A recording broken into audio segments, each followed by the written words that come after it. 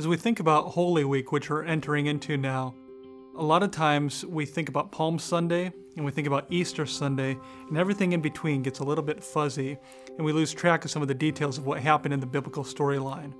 We decided to ask a number of New Testament scholars if they would help us out, provide some of the historical, cultural, theological background, the sort of things that we might miss as we're reading through the story. We want to take each day of the week and try to answer some of those questions. So let's start with Sunday, Palm Sunday, March 29th, the first day of the week, first day of the Jewish week, and really the last week of Jesus' earthly life.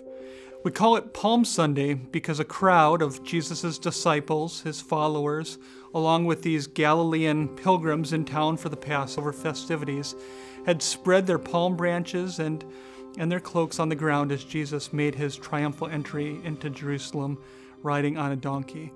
Now, most of us know at least that much of the story, but the details, the setting, the background, how many people actually populated Jerusalem at that time? How big was it? How many people were in town visiting for the festival? And what were they expecting from the coming Messiah? And what made this situation in particular, Jesus' actions, so volatile for the Jewish and the Roman leaders?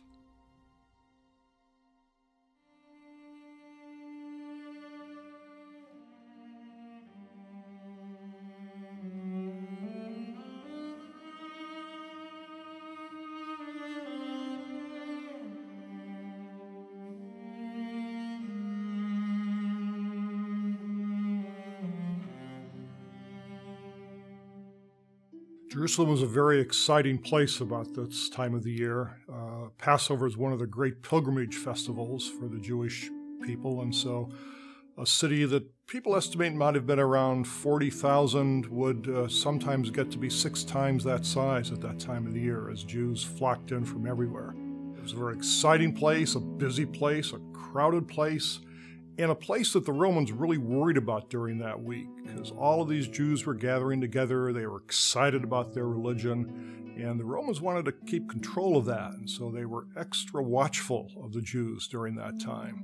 The way Jesus entered the city, mounted on a donkey, fulfilling the prophecy in Zechariah that the Messianic king would enter the city of Jerusalem exactly in this way, was very significant. It also emulated the way King Solomon entered the city when he was declared king. So the message, visually and spiritually was unmistakable that here the Messianic king came to enter God's holy city, Jerusalem.